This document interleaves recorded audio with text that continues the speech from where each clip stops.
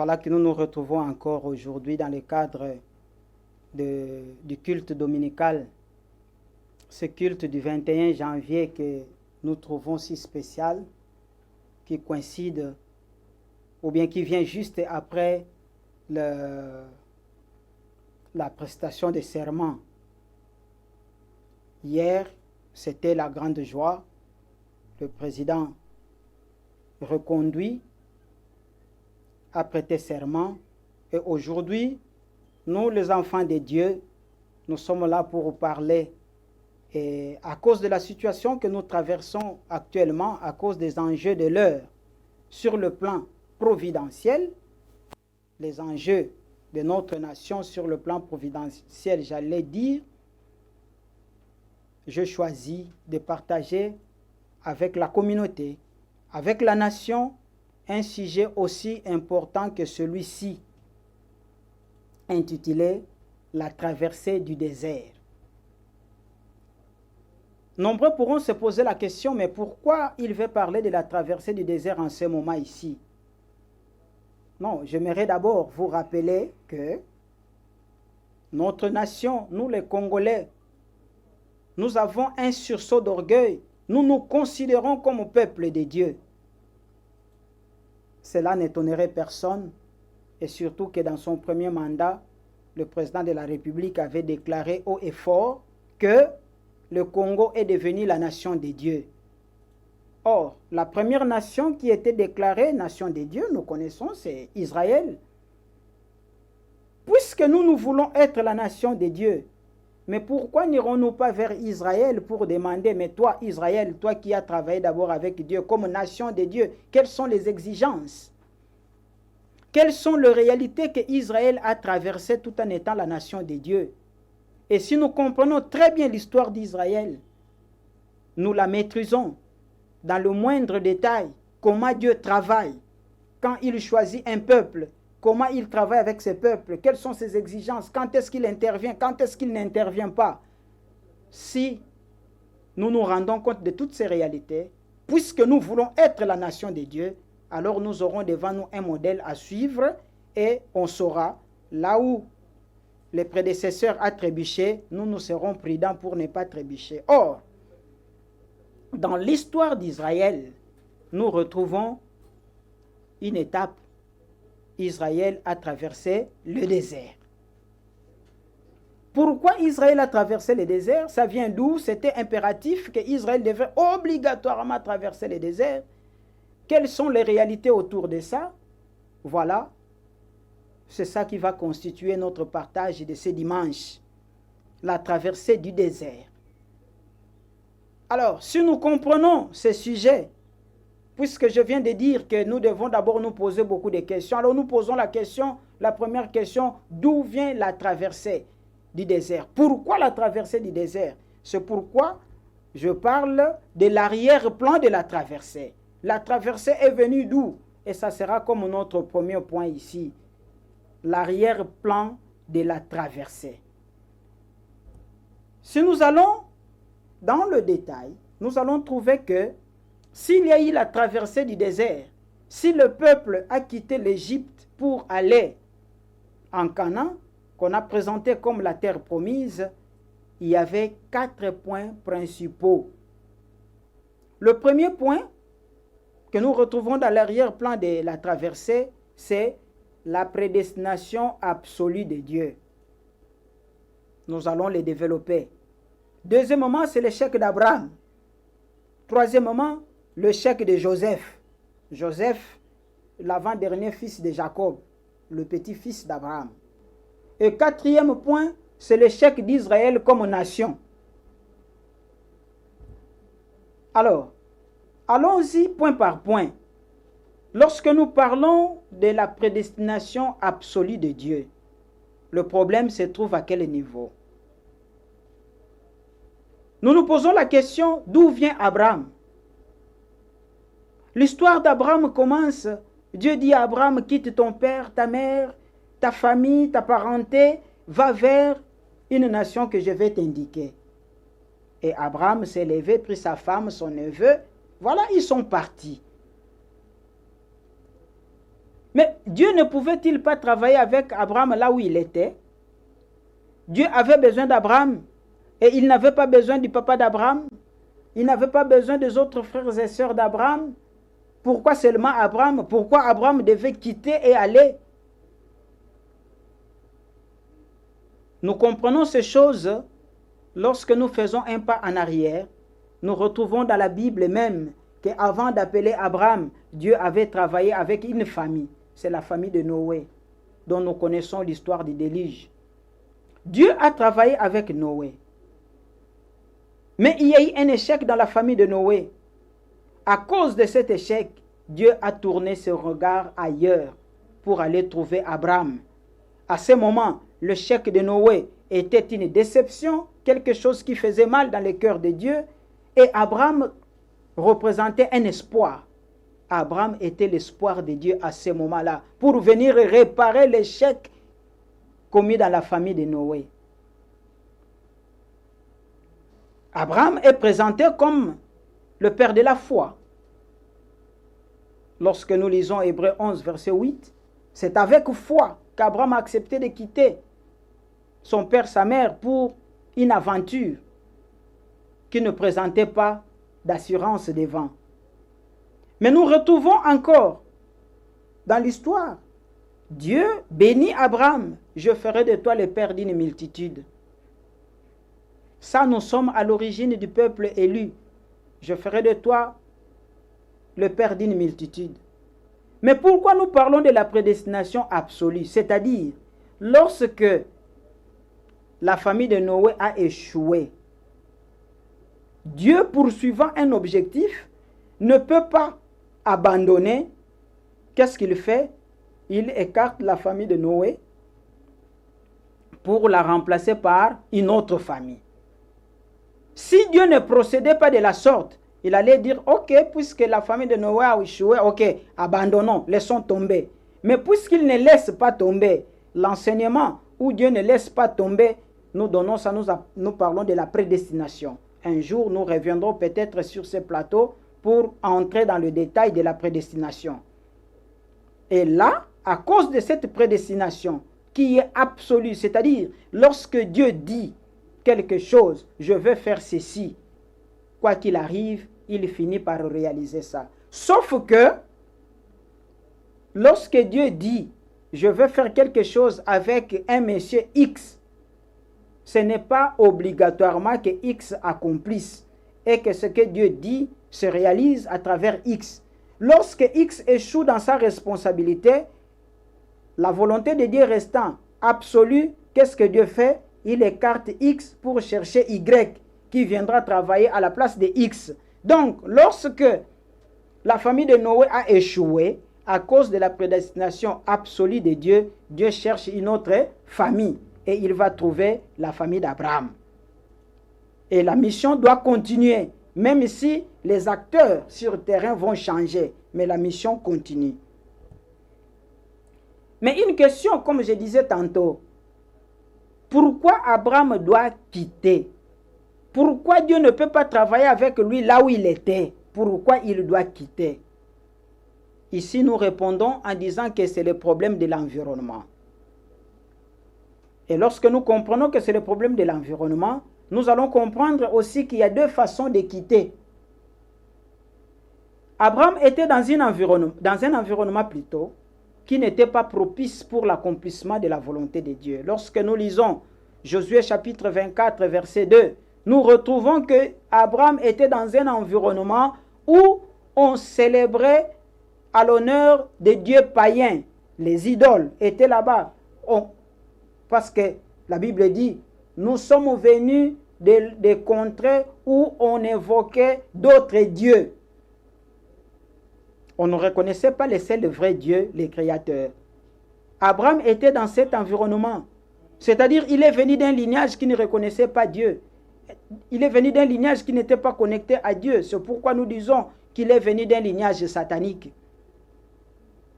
Et dans cet environnement, sans trop d'expérience, que Dieu l'utilise, il y avait beaucoup plus de possibilités qu'Abraham subisse une influence susceptible de l'empêcher à accomplir la volonté de Dieu.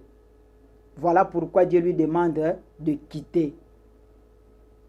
Nous retrouvons dans le livre de Matthieu, l'évangile selon Matthieu au chapitre 10, verset 34, où le Christ parle, il dit, ne vous étonnez pas, ne soyez pas étonnés lorsque je vous dis que je ne suis pas venu vous apporter la paix, mais je suis venu vous apporter l'épée, car je suis venu pour opérer une division, la séparation entre l'homme et son père, entre la femme et sa mère, entre les différents membres de la famille. Il dit, on n'aura pour ennemi que le propre membre de sa famille.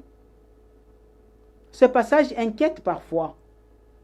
Si nous comparons cela, on nous dit dans le livre d'Ésaïe, lorsqu'on parlait de Jésus, du Messie qui devrait venir, on dit, on l'appellera Père éternel, Prince de la paix. Voilà le Prince de la paix qui arrive, qui commence le travail, alors que tout le monde attend de lui la paix. Lui-même fait la déclaration, je n'ai pas apporté la paix, mais l'épée, parce que je suis venu vous diviser. On se pose la question, mais pourquoi au lieu de nous mettre ensemble, de nous unir, mais lui veut nous diviser? C'est parce que, avant lui, nous sommes dans un lignage qui n'est pas reconnu par Dieu. Nous sommes dans le lignage de Satan. Notre environnement est pollué. Nous sommes sous gouvernance de Satan. C'est pourquoi il doit couper tous les liens que nous avons afin de tisser de nouveaux liens, de former de nouvelles familles. C'était aussi la réalité avec Abraham. C'est pourquoi on lui a demandé de quitter. Nous voyons le schéma que nous avons projeté là-bas. Si nous parlons le même langage avec la technique, nous retrouvons à gauche, on met Satan au-dessus, Abraham en dessous, parce qu'il vient de ce lignages. À droite, on a mis Dieu, on a mis Ham. Ham, c'est le deuxième fils de Noé. Lorsque ce fils qui devait hériter du fondement de Noé a commis l'erreur, Noé l'a maudit. L'histoire se trouve dans Genèse chapitre 9. Lorsque Noé l'a maudit, voilà, Cham quitte le camp de Dieu pour se retrouver dans le camp de Satan. Et pour compenser le départ de Cham qui a quitté le camp de Dieu, est allé dans le camp de Satan, Dieu aussi va piquer Abraham qui était dans le camp de Satan, là où on célébrait le faux Dieu, pour l'amener chez lui. C'est pourquoi on demande à Abraham de quitter. Alors, nous disons que il y a deux façons de quitter. On peut quitter physiquement. On quitte d'un point géographique A et on va vers un point géographique B. On a quitté physiquement. On est parti. Mais il y a une autre façon de quitter. Je reste dans le même milieu, mais je change ma façon d'être, ma façon de vivre, ma façon de faire. Je change tout cela. Et quand quelqu'un me voit, il dit, ah, ça c'est une nouvelle personne. Ça c'est aussi une façon de quitter. C'est pourquoi quitter fait appel à une prise de responsabilité. Quitter spirituellement signifie, je change l'ancien environnement. Je reste dans le même milieu, mais je change ces milieux-là. Ça, c'est une décision plus responsable. Et cette décision résulte de la force du caractère. Les gens qui réussissent avec ça, ils ont un caractère dominant, imposant. Il est dans un milieu, il est seul, mais il vous influence, vous tous. Ce sont les gens qui réussissent à quitter seulement spirituellement. Physiquement, il est avec vous. Et quitter physiquement, c'est-à-dire abandonner l'ancien environnement, cette décision, nous disons qu'elle est moins responsable et elle résulte de la faiblesse du caractère. Lorsqu'on est dominé, lorsqu'on est quelqu'un qui ne sait pas trop influencer son milieu, Dieu va vous dire, quittez physiquement, allez. Et parfois, Dieu nous demande de quitter physiquement. Il a peur que celui que je suis en train d'utiliser risque d'être influencé et de changer les camps. Alors pour éviter et couper cette influence-là, il dit, mon fils, quitte seulement ces milieux ici, va ailleurs. Mais quand tu vas ailleurs, tu quittes ces milieux-là. Mais les gens que tu laisses derrière toi, est-ce que Dieu n'a pas besoin d'eux? Il a besoin d'eux. mais qui devait leur apprendre la manière de Dieu. Mais c'est toi, à cause de cette faiblesse que Dieu trouve dans ton caractère, il dit, quitte. Donc, on t'épargne, mais on sacrifie tout le monde. Mais si tu es fort de caractère, Dieu va te dire, reste dans ces milieux et transforme ton milieu. Parce que je n'ai pas besoin que de toi seul. J'ai aussi besoin des autres qui sont autour de toi. Le verset de la Bible dit, leur par ma vue, oracle du Seigneur Yahweh, je ne prends pas plaisir à la mort du méchant, en dit long. Deuxièmement, nous avons dit, à part la prédestination absolue de Dieu, dans l'arrière-plan, nous avons l'échec d'Abraham. Voilà que cet Abraham, qui a quitté le milieu, il va ailleurs. Dieu le bénit et lui dit, ok, tu seras le père de la multitude. Je ferai de toi ceci, je ferai de toi cela. Et le jour avançait. Abraham attendait. Est-ce que ça va arriver? Ça n'arrivait toujours pas. Ça va arriver? Ça n'arrivait pas. Et finalement, il pose à Dieu la question, mais Seigneur mon Dieu, à quoi connaîtrai-je que je posséderai tout ce que tu me promets? Ici, j'aimerais que ceux qui me suivent pour la première fois de se référer à d'autres prédications que nous avons déjà données, parce que nous avons déjà parlé sur la promesse. Lorsque Dieu vous donne une promesse, qu'est-ce que vous devez faire vous-même pour que cette promesse se réalise? Est-ce que la promesse que Dieu vous a donnée, pour qu'elle se réalise, ça ne dépend que de Dieu? Nous avons démontré que ça ne dépend pas que de Dieu, ça dépend aussi de vous qui avez reçu la promesse. Voilà qu'Abraham aussi a reçu la promesse. Je ferai de toi le père d'une multitude. Et ça n'arrivait pas. Ça n'arrivait pas. Jusqu'au jour où le réflexe le pousse à poser la question à Dieu. Seigneur mon Dieu, à quoi connaîtrai-je que je posséderai toutes ces choses? Alors Dieu dit, ok, maintenant que tu es revenu, Abraham, fais-moi une offrande. Le passage biblique est là. L'histoire est dans Genèse chapitre 15, du verset 8 au verset 13. Fais-moi une offrande. Prends une génisse de 3 ans, un bélier de 3 ans, une tourterelle et un pigeonneau, coupe-les en 2, et tu me présentes sur l'autel. Nous connaissons l'histoire. Abraham a pris ses animaux, il a coupé la génisse, il a coupé les béliers, mais arrivé autour des oiseaux, Abraham ne coupe pas les oiseaux. Pour quelle raison? La Bible n'a pas donné de détails là-dessus. Est-ce qu'il a trouvé que l'oiseau était petit pour couper en 2? Ça, c'est seulement lui qui connaît. Est-ce qu'il était fatigué? Il n'a pas réussi à couper? Ça, c'est lui qui connaît. Mais le récit de la Bible dit que non, Abraham n'a pas coupé les oiseaux. Mais le sommeil l'a envahi. Et voilà que le rapace, les oiseaux de proie, se sont abattus sur l'offrande. Quand il s'est réveillé, les oiseaux de proie, le vautour, étaient déjà en train de manger la chair. Il les a chassés. Mais le soir, Dieu lui dit, Abraham, à cause de ça, sache que ta descendance souffrira dans un pays étranger. Tes descendants seront opprimés. On va les maltraiter pendant 400 ans. Pendant 400 ans, tes descendants vont souffrir. Voilà pourquoi nous parlons de l'échec d'Abraham. C'est-à-dire, si Abraham n'était pas tombé dans l'échec, ses descendants ne seront pas partis dans un pays étranger et ils ne seraient pas obligés de quitter le pays étranger pour rentrer chez eux en Canaan et traverser le désert. Voilà pourquoi nous avons mis l'échec d'Abraham dans l'arrière-plan de la traversée du désert. Parmi les points qui ont concouru pour qu'un jour on parle de la traversée du désert. Ici, avant de passer, j'aimerais faire une mise au point.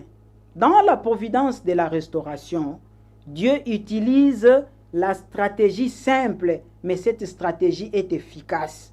C'est-à-dire, il part du niveau symbolique au niveau substantiel en passant par le niveau image. Dieu dit à Abraham, coupe les oiseaux, coupe les béliers, coupe la génisse. Abraham voyait ces animaux, mais il ne savait pas ce que ces animaux représentaient sur le plan intérieur. C'est ça que nous appelons le niveau symbolique. S'il avait réussi dans cette offrande, le résultat ne serait pas symbolique, ça serait substantiel. Donc Dieu utilise cette stratégie. Mais le plus important aussi est à savoir ce quoi. C'est un avantage pour l'homme, mais cependant, les conséquences de l'échec orchestré au niveau symbolique ne sont ni symboliques ni images, mais les conséquences sont substantielles. Lorsque vous échouez, même au niveau symbolique, les conséquences qui vont s'abattre sur vous ne seront pas symboliques. 400 ans de souffrance pour ne pas avoir partagé les oiseaux. 400 ans de souffrance, pas 4 ans, pas 40 ans, 400 ans, 4 siècles de souffrance. L'échec au niveau symbolique, mais les conséquences, le peuple a dû payer le prix pendant 400 ans. Au troisième point, nous avons parlé de l'échec de Joseph. Nous avons parlé de l'échec de Joseph. Qu'est-ce qui est arrivé? Alors que Abraham a échoué, la providence est passée à Isaac, et après Isaac, c'est Jacob qui est venu. Jacob, nous le connaissons, c'est un champion. D'ailleurs, c'est le premier qui a même été reconnu comme champion du côté de Dieu. Jacob. Jacob, c'est lui qui a été béni par l'ange et on lui a donné le nom d'Israël. C'est Jacob-là. Jacob était devenu vainqueur comment? Nous avons retenu deux parties. Premièrement, Jacob a récupéré le droit d'aînesse. Le DA là, c'est le droit d'aînesse. Jacob a récupéré le droit d'aînesse. C'est Dieu qui a créé l'homme. C'est Dieu qui voulait utiliser l'homme. Mais voilà que la réalité a fait que c'est Satan qui utilise l'homme le premier. Satan a envahi Adam. Satan a envahi Ève alors que Dieu ne les utilisait pas encore. Dieu attendait la maturité de l'homme. Malheureusement, Satan le premier, il a utilisé l'homme. Le droit d'aînesse, depuis le jardin d'Éden, était parti du côté de Satan. Et Dieu voulait récupérer le droit d'aînesse. S'il travaillait avec le deuxième fils, il a travaillé avec Abel, il a travaillé avec le second fils de Noé, Cham, nous avons écrit Ham, mais qui a été malheureusement envahi et il est parti du côté de Satan. Et c'est comme ça que Dieu va récupérer Abraham. Jacob, c'est le premier qui a compris que le droit d'aînesse avait de l'importance. Vous ne pouvez pas comprendre ces choses autrement lorsque les enfants grandissent. Nous voyons ça même à la maison. Mais quoi de plus normal qu'un aîné qui a faim demande la nourriture à son frère cadet? Mais comment Jacob va dire déjà, non, si tu veux que je te donne la nourriture, vends-moi le droit d'aînesse. C'est-à-dire, il connaissait le secret du droit d'aînesse. Le droit d'aînesse que Dieu voulait récupérer. Jacob a racheté ça. C'était le premier point. Et c'est pourquoi même que Dieu ne voulait pas que Isaac puisse retourner le droit d'aînesse chez Ésaü qui était le fils aîné. Voilà qu'est-ce qui va arriver. Isaac devient aveugle. Si Isaac n'était pas devenu aveugle, Isaac allait retourner le droit d'aînesse chez Ésaü. Parce qu'il était prêt à bénir Ésaü comme fils aîné. Ça, c'est la sagesse de Dieu. Et Isaac devient aveugle. Aveugle, Jacob a réussi à les tromper. Comme nous avons sélectionné l'image qui est là-bas, vous voyez Isaac aveugle qui bénit et Jacob à la place d'Ésaü qui a porté la peau de chameau pour tromper son père. Mais si le père n'était pas aveugle, le père allait regarder et dire, mais ça c'est Jacob, ce n'est pas Ésaü. Alors il n'allait pas le bénir. Alors qu'est-ce que nous pouvons tirer comme leçon là-bas, frères et sœurs?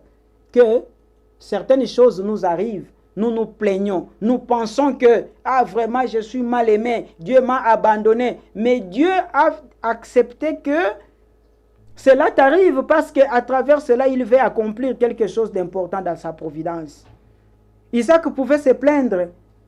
Mais pourquoi mes yeux sont partis? Mais pourquoi je suis devenu aveugle? Dieu, tu n'as pas vu. Dieu, sauve-moi. Dieu, guéris-moi. Alors que derrière, le fait qu'Isaac soit aveugle, Dieu accomplissait une volonté importante là-bas. Je ferme cette parenthèse. Ça, c'était le début de la victoire de Jacob. Il a récupéré le droit d'aînesse. Deuxième chose, Jacob va tenir l'ange en échec. Nous sommes dans Genèse 32 du verset 25 au verset 29. Nous connaissons l'histoire. Lorsque Jacob revient de chez son oncle à Haran, il revient en cours de route, un ange lui barre le passage. Et il a combattu contre cet ange toute la nuit. On dit que non, l'ange était même plus fort que lui pour le démir la hanche. Mais Jacob, malgré cela, il a tenu jusqu'au grand matin.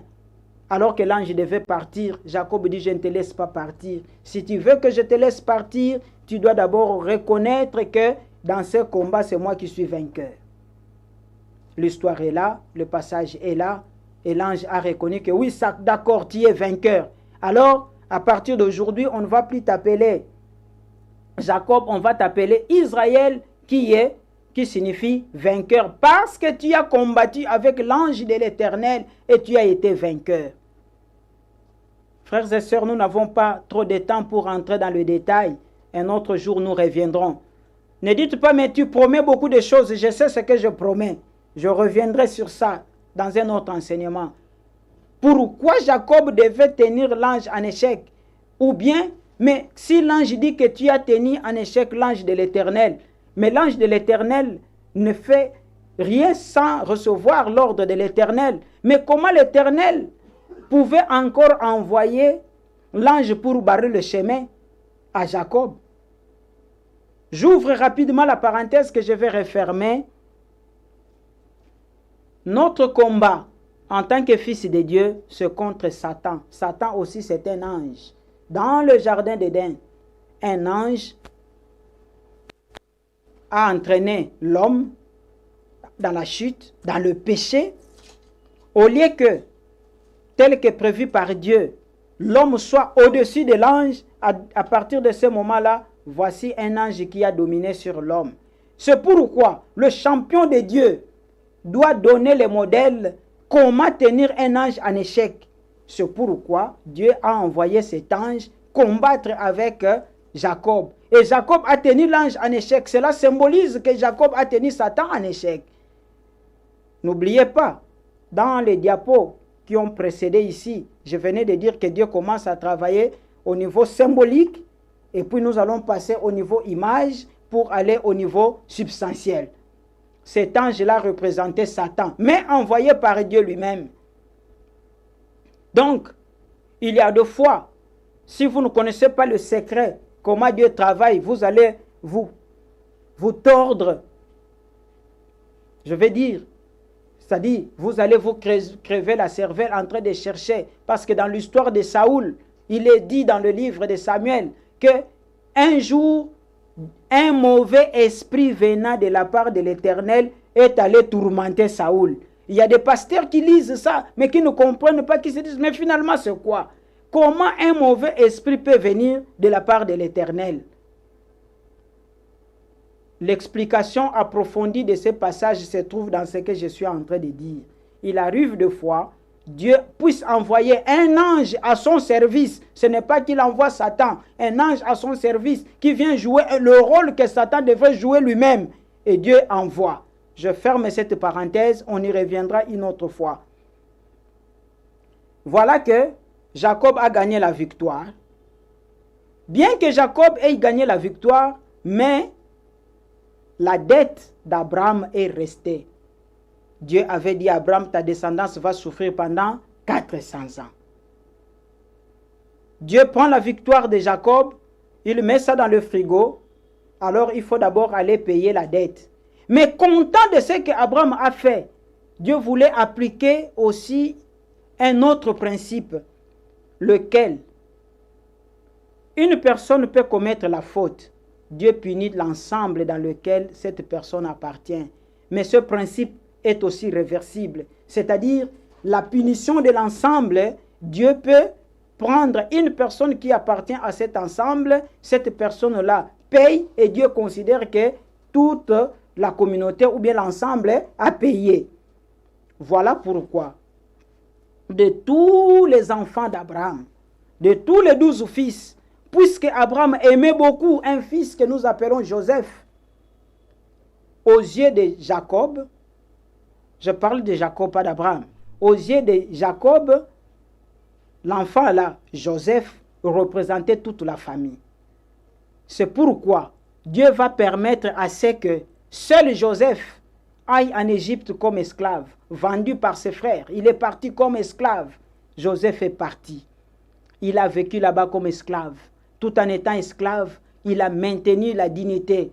Il a résisté contre la tentation de suyer le lignage. La femme de Potiphar a tenté. Joseph a maintenu la pureté sexuelle. Il a maintenu. Il est sorti vainqueur. Il va en prison. De la prison, il se retrouve, Joseph, c'est le chargé des affaires ou le premier ministre, l'homme de confiance de Pharaon. Voilà le problème où ça va se poser. Devenu libre, après une période de temps qui avoisinait 40 ans, Dieu considère que les 40 ans de Joseph comme esclave était suffisant pour payer la faute des 400 ans de tout le peuple. Le problème, c'est le chiffre 4 qui est devant. Les zéros là-bas ne sont que le nombre de générations. Le problème, c'est le chiffre 4.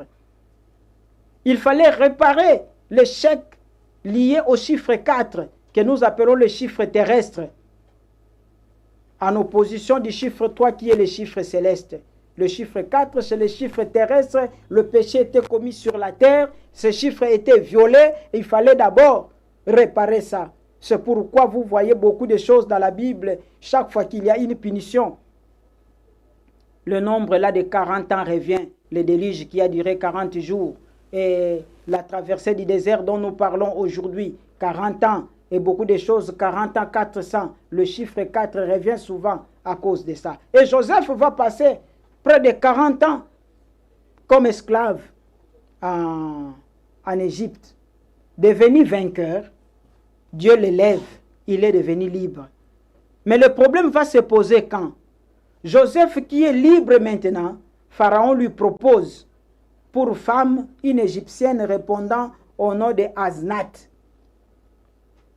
Joseph a compromis sa purification et le droit d'aînesse que son père avait acquis au prix de beaucoup de sacrifices en s'unissant avec une Égyptienne.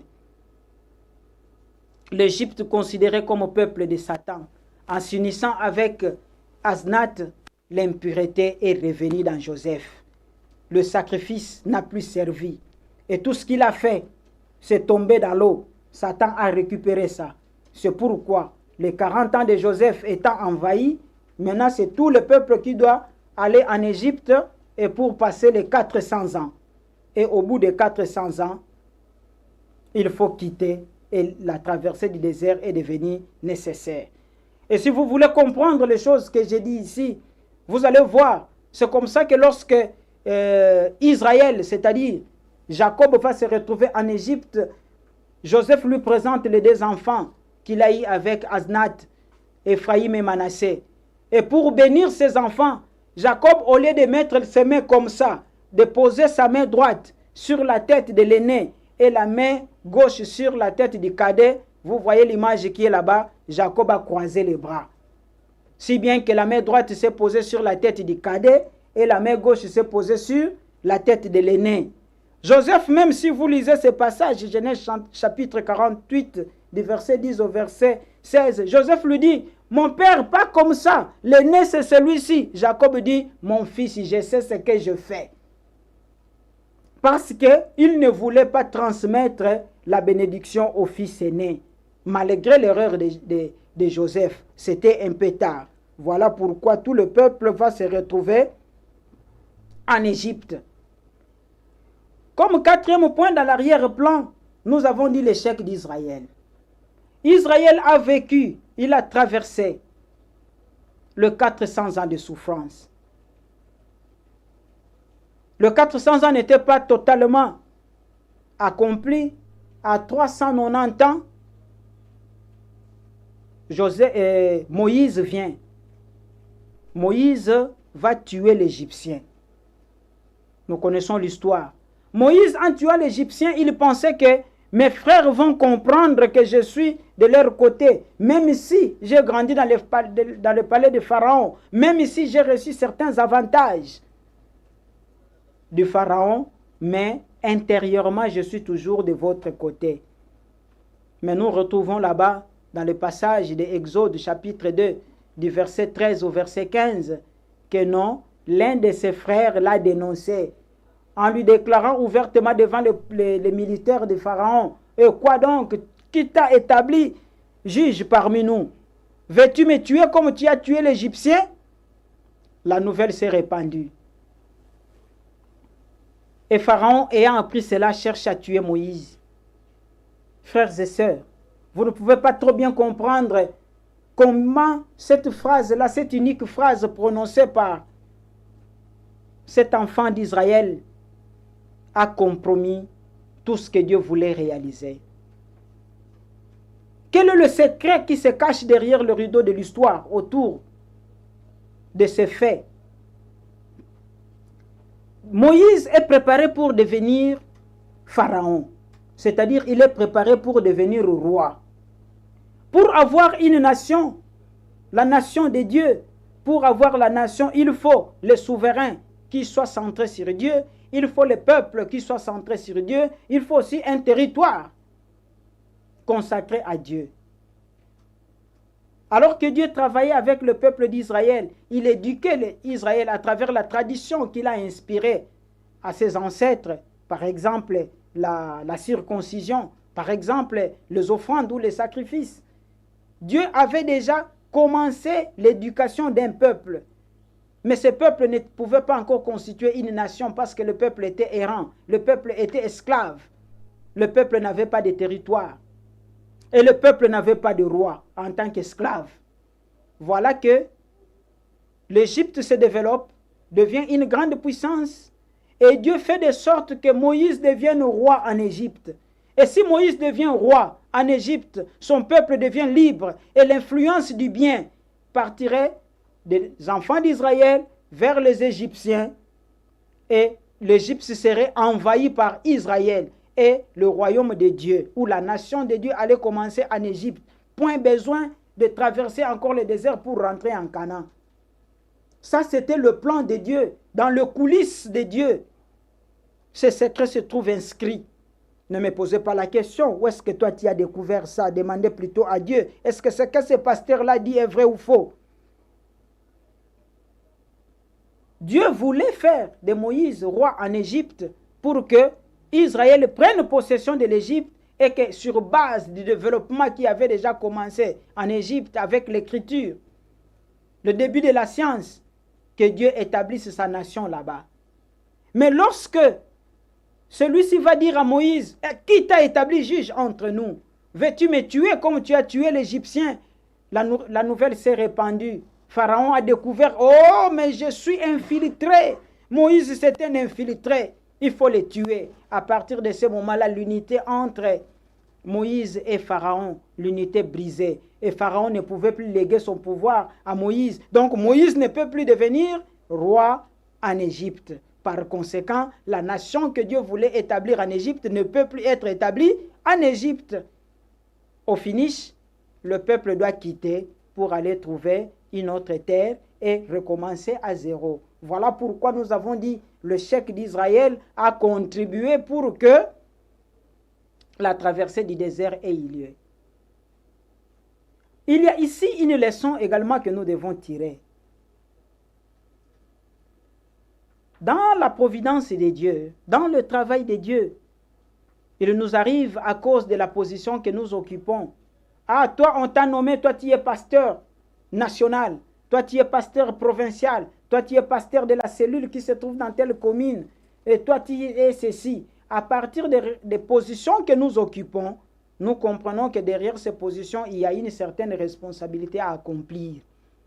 Mais ce qui est plus important et plus intérieur, parfois Dieu nous place dans des positions pour accomplir certaines responsabilités et nous sommes ignorants de ces positions-là. L'exemple, mais c'est ce monsieur ici. Lorsqu'il était en train de répondre à Moïse, mais qui t'a établi juge entre nous. Ce monsieur ne savait pas que sur le plan de la providence de Dieu, il représentait tout son peuple. Cette réponse qu'il a donnée à Moïse, c'était déjà, du point de vue intérieur, le refus ou le rejet d'Israël de s'unir à Moïse. Ceux qui ont déjà étudié en profondeur nos enseignements, que nous appelons le principe divin, connaissent ce que nous disons en détail au sujet de ce point. C'était déjà un échec.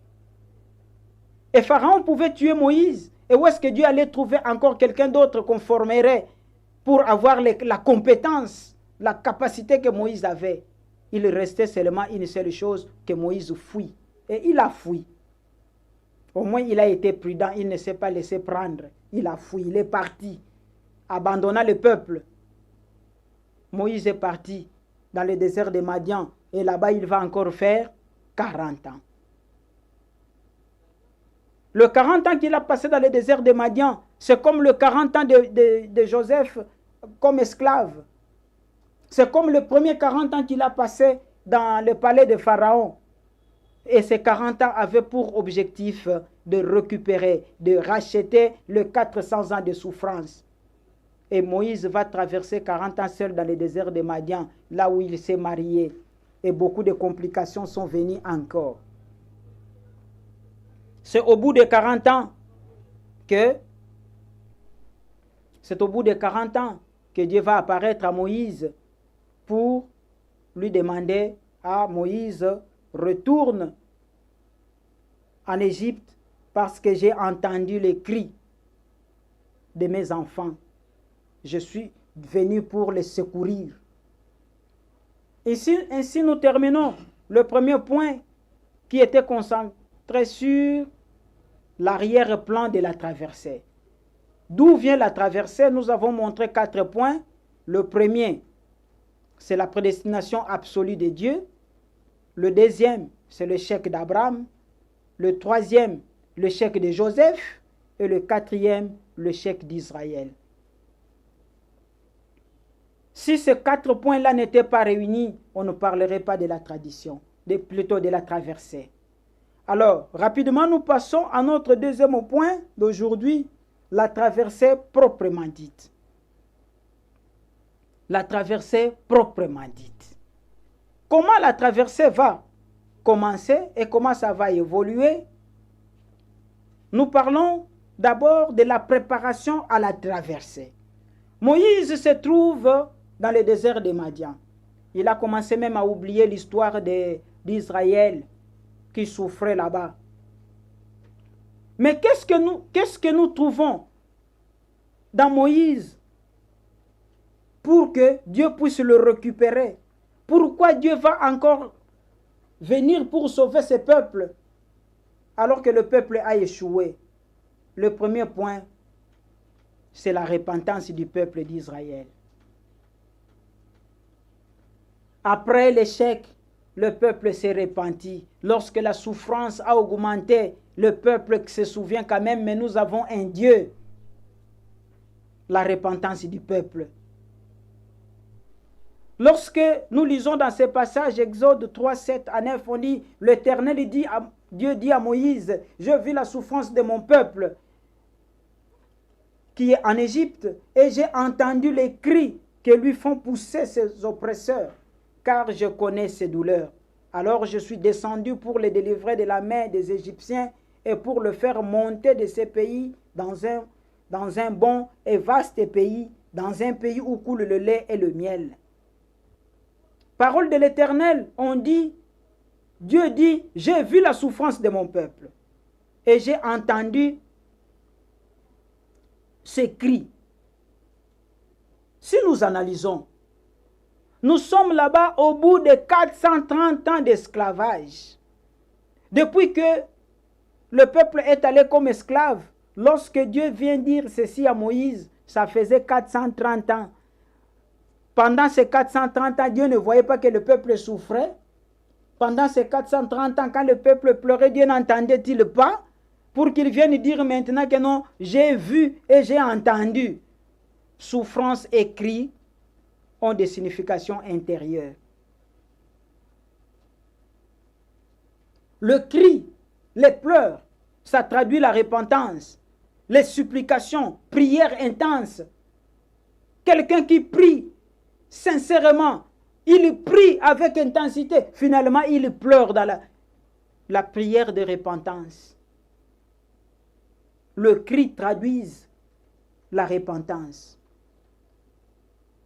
Lorsque nous parcourons la Bible dans Hébreux chapitre 5, verset 7, nous retrouvons, on dit, même pour le Christ Jésus, comment il a été rendu parfait? C'était après avoir donné des prières, avec supplication, avec cri. Il a crié à l'Éternel pour que l'Éternel l'écoute. C'est comme ça qu'on dit, après avoir été exaucé, élevé à la perfection, il est devenu, pour tous qui lui obéissent, l'auteur d'un salut éternel. Il a lancé des cris, des pleurs à Dieu à cause de l'humanité. Donc nous comprenons que le cri traduise la repentance, la supplication, prière intense avec larmes. La souffrance traduit ce que nous appelons l'indemnité. Aujourd'hui, nous n'allons pas développer la notion sur l'indemnité ici, mais grosso modo, l'indemnité, c'est le paiement de péché. Lorsque vous repartez dans Ézéchiel 33, je pense à partir du verset 14 au verset 16, si vous parcourez ces passages, on va montrer comment on arrive à obtenir le pardon du péché. Parce que ce passage dit, lorsque je dis au méchant tu mourras, et que le méchant revienne de son chemin du mal. On donne des critères. Parmi les critères, on dit, il restitue les gages. Il paye les gages. Il observe la loi qui donne la vie sans plus faire le mal, il ne mourra pas. Parcourez les passages à la maison, vous allez retrouver toutes ces étapes-là. Mais on trouve une étape de restitution. Restituer. Ok, on restitue lorsqu'il s'agit du péché de vol. Quelqu'un a volé un pain, on dit restitue le pain. Quelqu'un a volé de l'argent, on dit restitue de l'argent que tu as volé. Oui, tu vas restituer. Mais il y a des péchés quand vous les commettez, comment restituer? Et la loi connaît cela. C'est pourquoi la loi, vous avez volé 10 $, oui, on vous attrape, remboursez l'argent, vous remboursez. Vous avez restitué les 10 $, mais ça ne suffit pas parce que vous avez violé la loi, il y a une amende à payer. Et vous pouvez payer l'amende, et puis on dit non, non, pour vous corriger, il vous faut encore quelques jours en prison. Vous devez traverser donc un cours que nous appelons le cours de paiement. Ici, nous parlons de l'indemnité. La souffrance traduit l'indemnité. On y reviendra une autre fois. Donc, nous sommes dans le préparatif de la traversée. Premièrement, pourquoi la traversée est devenue possible? Parce que le peuple s'est repenti après avoir trahi Moïse. Le peuple s'est repenti. Deuxième fait important pour que la traversée soit amorcée, c'est la foi et le caractère inébranlable de Moïse. La foi et le caractère inébranlable de Moïse. Lorsque nous, pour parler du caractère et la foi de Moïse, nous prenons Hébreux chapitre 11, du verset 24 au verset 29. On dit par la foi, Moïse devenu grand, refusa d'être appelé fils de la fille de Pharaon, aima bien aller souffrir avec son peuple, le peuple de Dieu. Et c'est aussi par la foi que Moïse n'a pas supporté l'injustice et il a frappé l'Égyptien et l'Égyptien est décédé. Moïse était quelqu'un de foi. Mais, dans son caractère, Moïse ne supportait pas l'injustice. Nous avons mis ici le passage d'Exode chapitre 2, du verset 16 au verset 17. Qu'est-ce que nous retrouvons là-bas? Lorsque Moïse a fui l'Égypte parce que Pharaon voulait les tuer, il s'en va, il entre dans le désert. Il arrive quelque part, oasis, il trouve un puits. Il a cherché à boire. Et comme c'était un sans domicile fixe, un SDF, Moïse fouillait. Il n'avait pas une référence. Il a tellement fui qu'il va se retrouver dans le désert. Il dit, bon, ok, je peux me reposer un peu ici. Pendant qu'il était en train de se reposer à côté du puits, il voit les jeunes filles qui sont venues avec le troupeau de leur papa pour donner de l'eau. Quelques minutes après, les bergers, les hommes forts sont venus, ils ont chassé les filles pour que eux-mêmes donnent de l'eau, priorité à leur bétail. Moïse dit, mais ça c'est de l'injustice. Ces filles sont venues avant vous. Si vous êtes tellement pressés, puisez de l'eau, donnez d'abord à leurs brebis, à leur bétail, et ensuite vous pourrez donner de l'eau à vos propres bétails. Mais pourquoi vous sautez ces filles pour... Ces gens-là se prenaient pour des hommes forts. Or, Moïse était formé comme un homme fort. À cette époque-là, pour être roi, tu es toi-même le commandant de l'armée. Et puis la guerre, ce n'était pas aujourd'hui avec des missiles, aujourd'hui avec des bombardements. Là-bas, à cette époque, c'était le corps à corps. Donc, il était formé, il était bien battu, bien formé comme commandant de l'armée. Et il se retrouve en face des bergers, peu importe leur nombre, ils trouvent, oh, ça ce sont des petits joueurs. Alors, à cause de son instinct de guide protecteur des opprimés, l'instinct qui bouillonnait dans lui pour qu'il prenne la défense de son peuple, l'instinct qui bouillonnait dans lui, ce qui l'a poussé un jour à tuer l'Égyptien, cet instinct s'est réveillé. Moïse regarde, mais vous êtes nombreux, mais pour moi, je trouve que c'est rien. Alors moi-même, il a pris le devant. Il prend de l'eau, il commence à donner aux brebis de ces filles-là. Celui qui est plus fort, il n'a qu'à venir discuter. Ah, frères et sœurs, pour discuter, il faut voir aussi la masse de la personne qui est en face de vous. Hein. Même si vous êtes éloquent, mais quand vous regardez celui qui est en face de vous, les biceps qu'il présente, vous pouvez vous discipliner de vous-même. Nous sommes nombreux tels que nous sommes là. Tu veux discuter. Tu regardes celui qui est en face de toi. Il a des muscles comme Big Show, les catcheurs américains que vous connaissez mieux que moi. Vous regardez la personne, vous dites, je te pardonne seulement. Je ne vais pas entrer en problème avec toi. Non, tu n'as pas pardonné, tu as eu peur. Quelque part, c'est un peu ça. Les bergers qui pouvaient discuter, mais en voyant l'homme qui était en face d'eux, ils ont un peu hésité. Certainement, comme nous avons dit autrefois, en prenant cette décision-là de protéger les filles, Moïse aussi a couru un risque. Il était seul. Il voyageait, il courait, il était à pied, il était certainement aussi fatigué. Ces gens-là, même s'il les a tenus au respect, mais ils pouvaient retourner au village, fomenter n'importe quoi et appeler une masse pour venir attaquer Moïse. Donc c'était un risque qu'il a pris pour protéger ses filles. Voilà pourquoi nous parlons de sa foi et aussi nous parlons de son caractère. Il avait un caractère de leader. C'est que nous disons le caractère, le réflexe des guides protecteurs des opprimés. Moïse était un guide protecteur des opprimés. C'est pourquoi j'aimerais ici dire à quelqu'un qui m'écoute en ce moment, tu sens dans toi que tu dois faire quelque chose pour défendre ton frère qui est oppressé. Tu sens dans toi que tu es capable de faire quelque chose pour défendre ton peuple, mais ne reste pas dans un coin, ne rien faire. Et pourquoi Dieu t'a donné ces talents? Exprime ton talent comme Moïse. Il sent que non, je ne peux pas laisser comme ça face à l'injustice, je dois agir. Et il a agi. Mais, pour retourner en Égypte, à cause des expériences du passé, Dieu s'est vu obligé de renforcer la foi de Moïse. Voilà pourquoi quand Dieu va lui apparaître, il apparaît à Moïse sous forme de buisson ardent.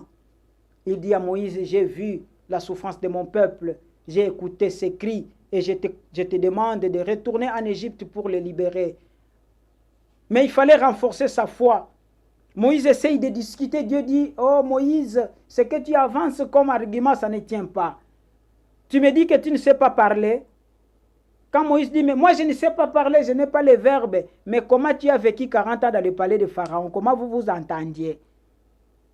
Ok, ça ne pose pas de problème. Tu prendras Aaron, ton frère, tu seras pour lui Dieu et il sera pour toi le prophète. Il va parler à ta place. Tu mettras dans ta bouche la parole et lui va l'exprimer devant Pharaon. Moïse voulait encore tergiverser. Dieu pose la question à Moïse. Qu'est-ce que tu as en main? Seigneur, j'ai les bâtons. Tu as les bâtons. Oui, jette ces bâtons par terre. Et les bâtons se transforment en serpents. Lorsque nous allons combattre contre Satan, parfois Dieu nous pose la question, qu'est-ce que vous avez? Vous voulez aller combattre contre les forces du mal? Oui, qu'est-ce que vous avez en main? Moïse avait son bâton. Et Dieu a rempli ses bâtons de pouvoir et de puissance. Et c'est avec ces bâtons que Moïse va opérer le miracle devant Pharaon. C'est avec ces bâtons que Moïse va scinder ou couper la mer Rouge pour créer le passage. Il va arrêter l'écoulement des eaux et puis créer le passage. C'est avec ces bâtons. C'est avec le même bâton que dans le désert. Moïse va faire sortir l'eau du rocher. Avec ses bâtons, Moïse a réalisé beaucoup de choses. Alors qu'au début, ce n'était qu'un simple bâton, certainement une branche d'arbre qu'il a coupée et qui n'était même pas sculptée. Ce n'était pas une canne comme la canne du maréchal Mobutu, bien sculptée, appréciable, que tout le monde pouvait apprécier, ça pouvait inspirer tout le monde de toucher. Pour Moïse, c'était juste un bâton qu'il a coupé et il s'en servait pour s'appuyer. Mais lorsque Dieu a rempli ses bâtons de pouvoir et de puissance, c'était devenu autre chose. C'est pourquoi j'aimerais te dire, mon frère, ma soeur qui m'écoute à ce moment ici, quand tu te présentes devant Dieu, quand tu vas prier, quand nous allons faire la prière pour la nation, Dieu va te poser la question, qu'est-ce que tu as en main, mon fils? Qu'est-ce que tu as en main, ma fille? Qu'est-ce que tu vas présenter à Dieu pour qu'il remplisse ça de puissance et de pouvoir, afin que tu deviennes aussi un champion comme Moïse, afin que tu puisses tenir Pharaon en échec, afin que tu puisses convaincre Pharaon à libérer les enfants d'Israël. Qu'est-ce que tu vas présenter à Dieu? Certainement ne lui présente pas quelque chose qui est rempli d'impureté. Ça, c'était la préparation pour la traversée. Dans la préparation pour la traversée, nous avons la repentance du peuple et nous avons aussi la foi et le caractère de Moïse. La traversée proprement dite. Dieu doit opérer un choix. Maintenant que Moïse a convaincu Pharaon de libérer le peuple, Dieu doit opérer un choix. Par quel chemin le peuple doit passer pour arriver en Canaan? Nous le savons bien. Lorsque les enfants d'Israël ont quitté l'Égypte, c'est-à-dire la famille de Jacob, lorsqu'on avait vendu Joseph, les marchands n'ont pas fait 40 ans avant d'arriver en Égypte. Les marchands n'ont pas trop traîné. Lorsque Jacob et les autres enfants sont allés en Égypte, même ceux-là qui sont allés pour acheter des vivres, mais ils n'ont pas fait 40 ans. Ça signifie qu'il y avait un autre chemin, le chemin le plus court pour quitter chez eux et arriver en Égypte. C'est ce qu'on appelle le chemin de Philistin. Mais une question se pose. Pourquoi, quand Pharaon libère le peuple, Dieu ne fait pas traverser le peuple le chemin des Philistins, le plus court, mais il fait traverser le peuple le désert? Que représentait le chemin des Philistins? Que représentait le chemin du désert? Sur le plan extérieur, le chemin du Philistin était plus court, mais c'était le chemin le plus facile et c'était le chemin préférable par tous. Tout le monde qui quitterait l'Égypte et qui rentrait en Canaan préférerait passer par là. C'est le chemin que tout le monde accepterait d'emprunter. Sur le plan intérieur, cependant, le chemin des Philistins représentait, ou bien présentait plutôt, un risque, le risque de perte de foi. Lorsque nous allons arriver à la fin de notre exposé, de notre enseignement de ce jour, nous allons donner les passages qui se trouvent dans les livres d'Exode. Ce chemin représentait un risque parce que Dieu s'est dit, ce peuple avec une foi chancelante comme ça, s'il traverse le chemin le plus court, dans peu de temps il arrive en Canaan, et qu'arrivé en Canaan, il trouve que Canaan est déjà habité par d'autres peuples. Pour conquérir Canaan, il faudra faire la guerre. Mais le peuple risque de se repentir, de dire, au lieu de faire la guerre contre les Cananéens, retournons demander pardon en Égypte à Pharaon, comme ça nous allons rester là-bas. Et à ce moment, tout le projet de Dieu de réaliser la nation de Dieu tomberait dans l'eau. Voilà pourquoi Dieu va préférer faire traverser le peuple la mer Rouge, le désert, quoique ce chemin soit difficile, mais au moins, même si le peuple prend la décision de rentrer, comment traverser encore la mer Rouge pour se retrouver en Égypte?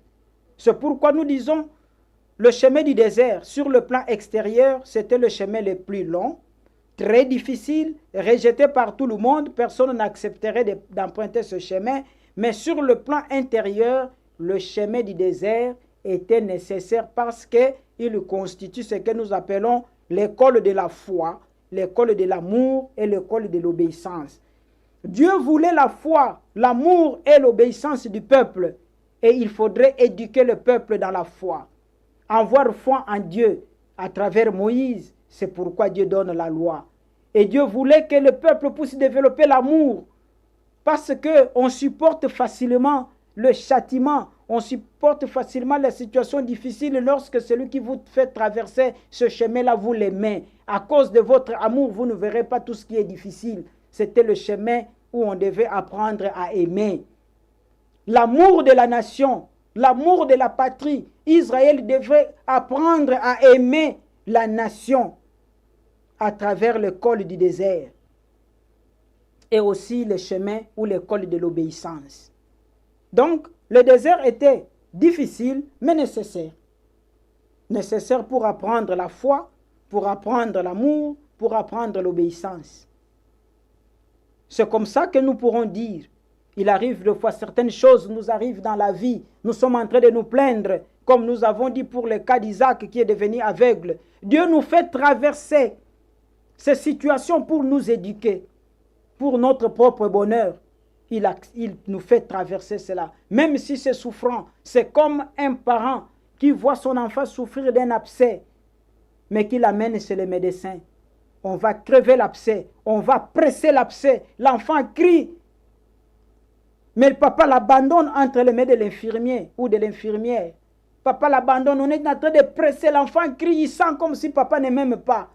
Mais il faut traverser cette souffrance qui va durer quelques minutes, mais pour qu'un jour, les pieds ne soient pas amputés. Donc, c'est une expression de l'amour. La traversée du désert était l'expression de l'amour de Dieu, le parent céleste vis-à-vis de ces peuples-là. Le désert était un espoir, mais qui a fini par s'assombrir. Si nous regardons l'image que nous projetons là-bas, nous voyons à gauche l'Égypte avec ses belles constructions, les pyramides, le travail qu'eux-mêmes ont bâti pendant 400 ans. Devant eux, les déserts qui représentent absolument rien. Mais ici, il y a un mystère qui est caché. Lorsque Pharaon a libéré le peuple arrive au bord de la mer Rouge. Le peuple ne sait pas traverser. Et Pharaon se réveille. Oh, mais qu'est-ce que nous avons fait? Nous avons laissé partir les esclaves. Il faut le poursuivre. Ramenez-le. Israël se retourne et regarde derrière l'armée de Pharaon en train de venir. Les enfants d'Israël se rendent compte, quand les militaires vont nous attraper, c'est fini ici, c'est la mort. L'Égypte commence à représenter un danger pour eux. Le seul espoir qu'ils avaient à ce moment-là, comment traverser la mer et se retrouver de l'autre côté, en Égypte, non, que je dis, dans le désert. Le désert était devenu un espoir. Je suis en train de m'imaginer un peuple qui se retrouve devant les deux morts de l'étau. D'un côté, il y a la mer qui a bloqué. De l'autre côté, il y a l'armée qui vient. Le peuple ne sait pas fuir. Par où aller? Je suis en train de m'imaginer ceux qui pouvaient fermer les yeux et se dire, ah Seigneur, si je pouvais avoir des ailes, je volerais, je traverserais la mer pour me retrouver de l'autre côté. Il y a des gens qui pourraient dire, mais est-ce que quelque chose ne peut pas me prendre pour me jeter de l'autre côté? Le désert était devenu un espoir. Mais le désert qui représentait l'espoir pour le peuple devant cette situation. Mais quel type d'espoir? Le désert, c'est l'endroit où l'eau ne coule pas, l'endroit où la nourriture est difficile, l'endroit où tout est compliqué. Mais cet endroit qui est difficile représentait l'espoir pour le peuple à ce moment-là. Donc, il y a des fois, les situations difficiles deviennent aussi un espoir pour nous. C'est pourquoi on ne doit pas être toujours pessimiste, on ne doit pas toujours être négativiste. Il faut savoir regarder les choses et les apprécier à leur titre valeur et les regarder positivement. Ayons un regard positif vis-à-vis des situations qui se présentent devant nous. L'Égypte était devenue, qu'est-ce que dit? Le désert était devenu un espoir pour le peuple à ce moment-là. C'est pourquoi nous disons, à l'approche de l'armée égyptienne, le désert, endroit aride, était le seul endroit de refuge pour Israël. Un espoir pour Israël. Traverser à pied sec, c'est ce qui est arrivé. Avec le bâton, Moïse a accompli le miracle. Le peuple a traversé à pied sec. Israël, de l'autre côté, voyant l'armée de Pharaon engloutie par les eaux, Israël a lancé des cris de joie, glorifiant le Seigneur, chantant à l'honneur de Dieu et remerciant Moïse. Lorsque nous parcourons des passages tels qu'Exode 14, versets 30 à 31, lorsque nous parcourons ces passages, Exode 15, 1 à 21, nous voyons que ce qui est arrivé. On nous parle même du tambourin de Myriam. Myriam, c'était la sœur de Moïse. L'image que nous représentons en bas. On dit que quand le peuple a chanté, dansé, glorifiant l'Éternel, mais Myriam a trouvé que ce n'était pas suffisant. Elle a mobilisé les femmes. Elles ont pris des tambourins pour amplifier, électrifier, électriser l'atmosphère. Le peuple s'est réjoui. C'était bien. Mais la minute qui a suivi, les épreuves ont commencé. Lorsque les épreuves du désert ont commencé, nous avons dit que le désert, c'était l'école où on devait apprendre la foi, l'amour et l'obéissance. Mais lorsque les épreuves de l'école ont commencé, Israël commence à se plaindre.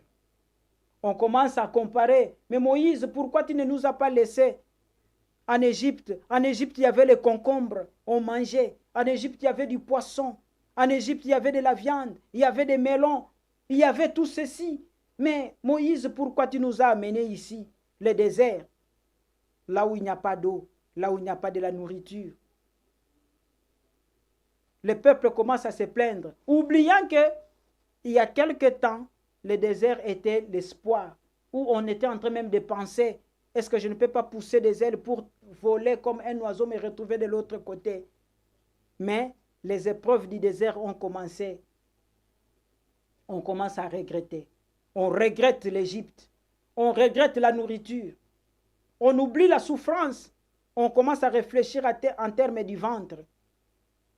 Ça, c'est le comportement d'un peuple. On doit faire très attention. On doit faire très attention. Lorsqu'on est à l'école, il faut accepter les exigences de l'école pour sortir vainqueur. Dieu a donné la manne, Dieu a donné la caille, mais malgré la manne et la caille, non, le peuple continue à se plaindre. Chaque jour la manne, chaque jour la caille. À l'Égypte, nous étions bons. Mais il nous arrive aussi dans la vie, parfois nous puissions regretter notre passé, alors que le Seigneur m'a arraché d'une situation difficile, d'une situation désastreuse à ses yeux. Il me met sur un chemin de correction. Je commence à me plaindre pour regretter ma vie passée. Ça arrive très souvent. N'avons-nous pas trouvé de ces personnes-là. Elle était dans une mauvaise vie. Elle s'est prostituée. Dieu lui donne l'occasion de se marier. La personne se marie. On cherche tout pour qu'elle soit stable. Mais un jour, elle commence à regretter. Mais c'est quoi ça, le mariage? Si c'était seulement ça, le mariage, j'aurais préféré 1000 fois continuer dans ma vie. Ma sœur, il faut faire attention avec les déclarations. Mon frère, il faut faire attention. Tu es chômeur, tu te plains.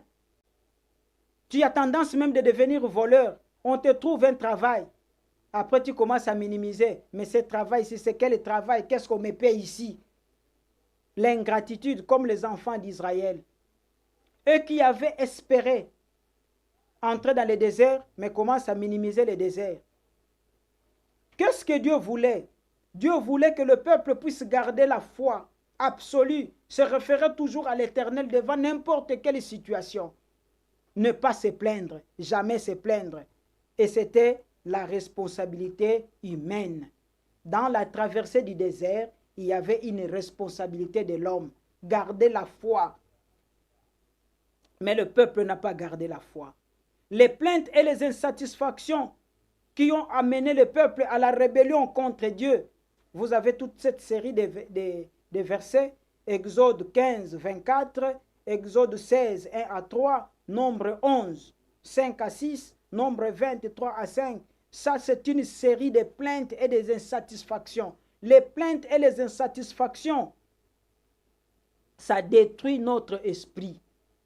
Si vous voulez faire de l'autodestruction de votre esprit, soyez un plaintif. Plainte et insatisfaction, ça détruit l'esprit de l'homme. Et un peuple qui ne fait que se plaindre, au lieu de prendre en main sa responsabilité, c'est un problème. Israël, si Israël ne faisait que perdre de l'énergie dans les déserts, c'était à cause des plaintes et des insatisfactions. Dieu, en soumettant le peuple aux épreuves, attendait de ce peuple une responsabilité. Accepter la situation, traverser le désert courageusement, apprendre à obéir. Mais à cause du manger, le peuple va encore tomber dans beaucoup d'échecs, beaucoup d'erreurs.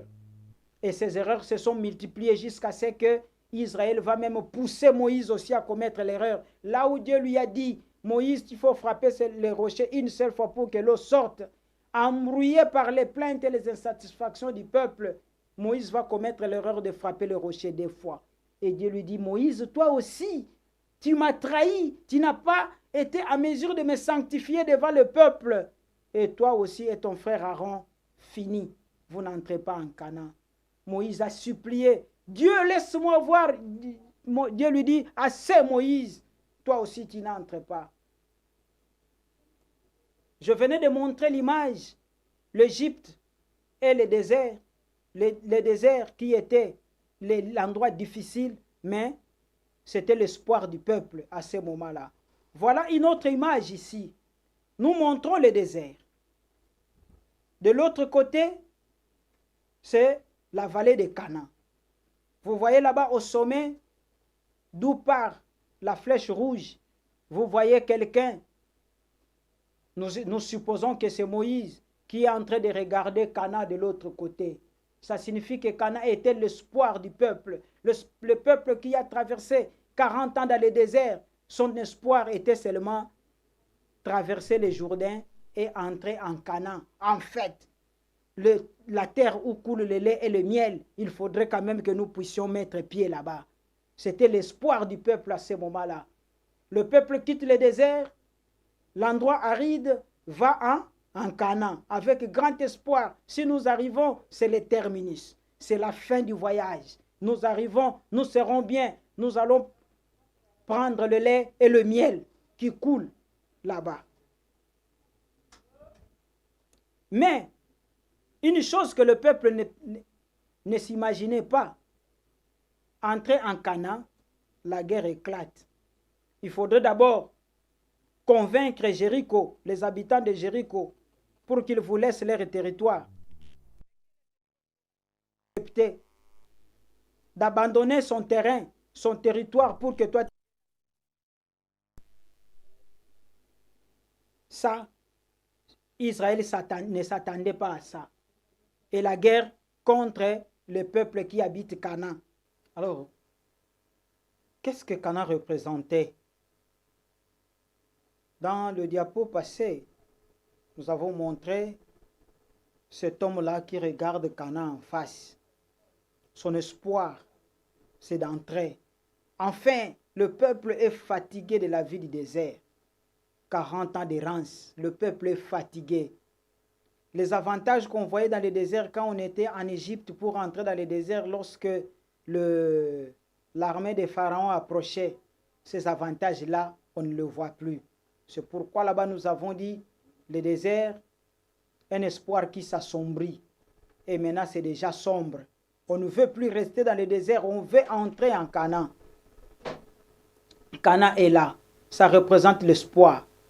Mais quand on entre en Canaan, une autre réalité attend le peuple, laquelle il faut conquérir Canaan.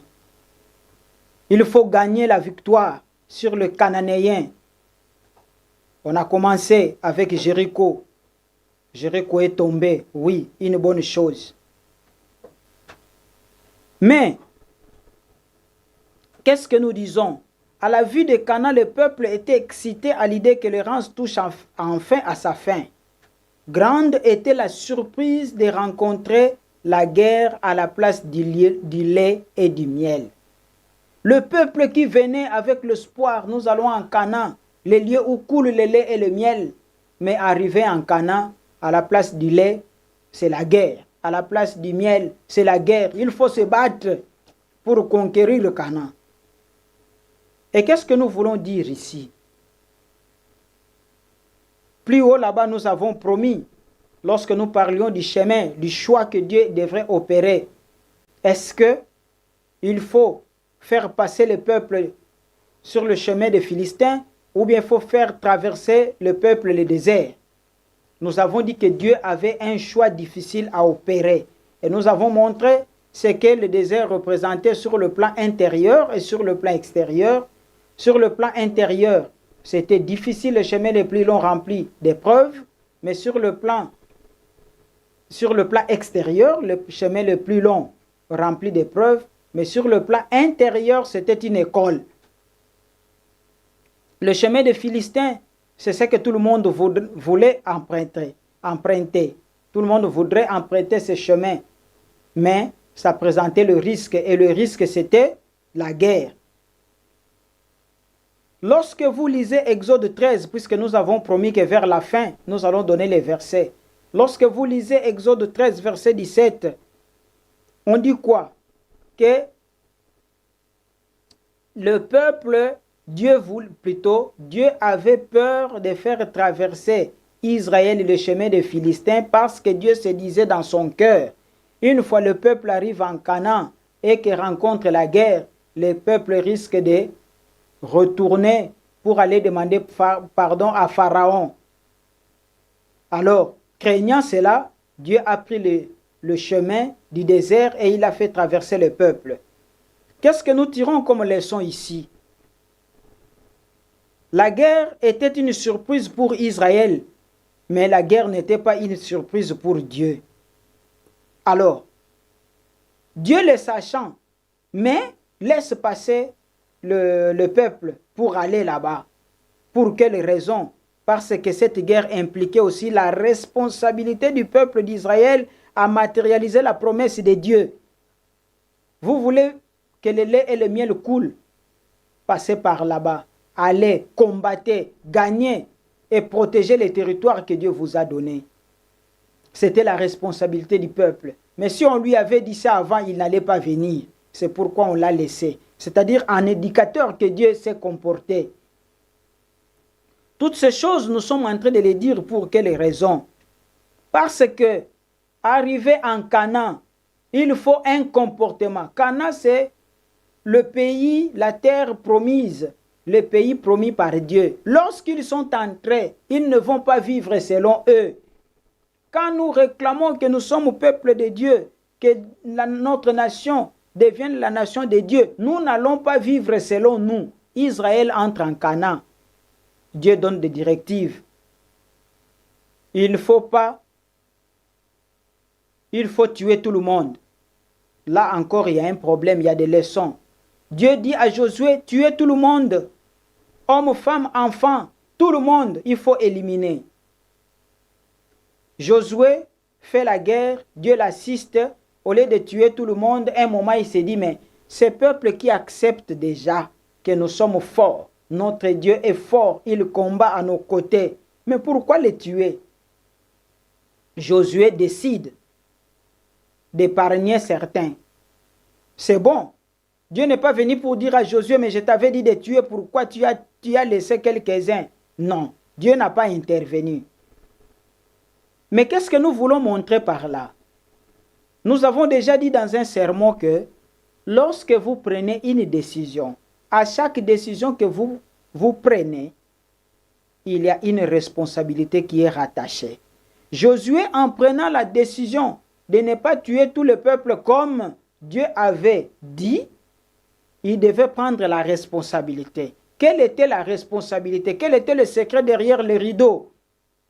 Dieu craignait une chose. Au début de ce message, nous avons dit que Dieu dit à Abraham, quitte. Pourquoi Abraham devait quitter? Pour éviter le mélange. L'influence des Cananéens, ici, c'est la même influence que les peuples autour d'Abraham, c'est-à-dire l'influence de Satan. Dieu vient d'éduquer un peuple pendant 40 ans dans le désert. Il ne faudrait pas qu'il y ait une influence négative qui vienne enlever toute l'éducation que Dieu a donnée. C'est pourquoi il voulait que le peuple reste seul pour ne pas être influencé. Lorsque Josué trouve que non, il n'est pas bon que nous puissions tuer ces gens, ils sont des humains comme nous, oui, c'est une bonne chose. Alors Josué devait prendre la responsabilité d'éduquer les gentils, les peuples, pour que les peuples n'influencent pas négativement Israël. C'est-à-dire l'influence que Dieu attendait devait être l'influence positive, Israël qui influence le gentil, pour que le gentil puisse adopter la tradition d'Israël. De la même façon que j'ai dit, si on n'avait pas trahi Moïse lors du premier coup, c'est Israël qui devait influencer l'Égypte pour que Dieu établisse la nation de Dieu en Égypte. Maintenant qu'on a trahi Moïse là-bas, on traverse le désert, on arrive ici, il faudrait que Israël soit en mesure d'influencer les Cananéens. Mais si Israël n'est pas en mesure d'influencer les Cananéens, Dieu craignant que les Cananéens influencent Israël, qu'est-ce qu'il fait? Moïse tue tout le monde. Et qu'est-ce que dit Josué? Plutôt, Josué, il faut tuer tout le monde. Mais Josué épargne quelques peuples. En les épargnant, il devait prendre la responsabilité de les éduquer. Il ne l'a pas fait. Qu'est-ce qui va arriver? Ce sont ces peuples-là que lui a laissés qui commencent à influencer Israël. Les mauvaises habitudes, la mauvaise tradition que Satan avait déjà injectée dans ces peuples commence à se retrouver dans les enfants d'Israël. Ainsi, Satan va encore entrer en Israël et Dieu ne sait plus utiliser son peuple qui a souffert 400 ans, qui a traversé difficilement le désert. Dieu ne peut plus utiliser ce peuple. Conséquence, il faut une période de prolongation. Encore une autre période de 400 ans était requise pour réparer cet échec-là. Voilà ce qui justifie la période des juges dans la Bible, la période des juges qui a duré 400 ans. Et pendant ce temps-là, qu'est-ce que nous n'avons pas vécu? Vous lisez Josué, chapitre 7, 1 à 24, et qu'est-ce que nous retrouvons là-bas? Une histoire. Dieu avait dit également, lorsque vous faites la guerre, je vous assiste et vous gagnez, ne prenez rien. Voilà l'image qui est à gauche. Un certain Akam. Ils ont gagné. Akam entre dans une maison, il trouve il y avait un trésor. Seul, il prend les trésors. L'or, l'argent, myrrhe et tout ce qu'on pouvait citer là-bas. Clandestinement, il a pris. Il a ramené ça dans sa maison et il l'a enterré. Secret entre lui et sa femme, c'est fini. Mais qu'est-ce qui est arrivé? Lorsque Israël va en guerre, les prochains épisodes, on dit la main de l'Éternel combat contre Israël. Et Israël commence à perdre. Josué se rend compte que non, c'est pas normal. Nous sommes le peuple de Dieu. Comment Dieu ne nous assiste plus? Il y a un problème. Josué va aller consulter l'oracle du Seigneur. Et puis on lui répond, Josué, Israël a tourné le dos à l'Éternel, c'est pourquoi l'Éternel a tourné le dos à Israël. Si vous revenez vers moi, vous me faites face, moi aussi je vais vous faire face. L'histoire est là, il faut parcourir le chapitre 7 du livre de Josué, vous allez retrouver ça. On a mené l'enquête, finalement on découvre que non, c'est Akam qui avait fait ça. L'image que vous voyez à droite, ça c'est la sanction qu'on a infligée à Akam, c'est-à-dire on l'a lapidé, lui, sa femme et tout, et leurs enfants. On les a lapidés. Ça c'est ce qu'ils ont trouvé comme sanction. Qu'est-ce que nous voulons dire ici? La même leçon que nous avons vue en amont. Le monsieur qui avait trahi Moïse, qui a dit, qui t'a établi juge entre nous? Nous avons déjà montré que sur le plan intérieur, ce monsieur était dans la position de représenter toute la nation d'Israël. Du fait qu'il avait trahi Moïse, il est considéré que c'est toute la nation qui a trahi Moïse. De même que ici, Akam, c'est à cause de sa cupidité, lui seul, il a pris, il n'a pas demandé permission à Josué, il n'a pas informé les autres, c'est lui seul qui a pris en cachette à cause de sa cupidité, son vol. Mais il ne savait pas qu'il était mis dans une position de représenter toute la nation. À cause de lui, Dieu va abandonner la nation. Frères et sœurs, papa et maman, que ce soit membres de l'église qui m'écoutaient à ce moment, que ce soit d'autres personnes qui pourront nous suivre à travers le média. Vous êtes en train de travailler quelque part, dans une structure étatique. Vous êtes dans les affaires privées. Il faut vous contrôler. Parce que vous ne savez pas, il peut se faire qu'il y a des moments où Dieu vous met dans la position de représenter toute la nation. Vous vous dites, c'est ma vie. Ça ne concerne que moi-même. Je fais de ma vie ce que je veux. Akam, quand il prenait, il pensait que c'était sa propre vie. Le monsieur là qui avait dit à Moïse, qui t'a établi juge entre nous, pensait que c'était son affaire personnelle. Mais ils étaient dans la position de représenter toute la nation. Ici également, il pourrait se faire qu'un jour, dans un coin où tu es, peu importe ta position, que ce soit une position officielle ou non officielle, que Dieu puisse te mettre dans la position de représenter toute la nation. Alors si tu fais du n'importe quoi, nous risquons encore de retourner en arrière.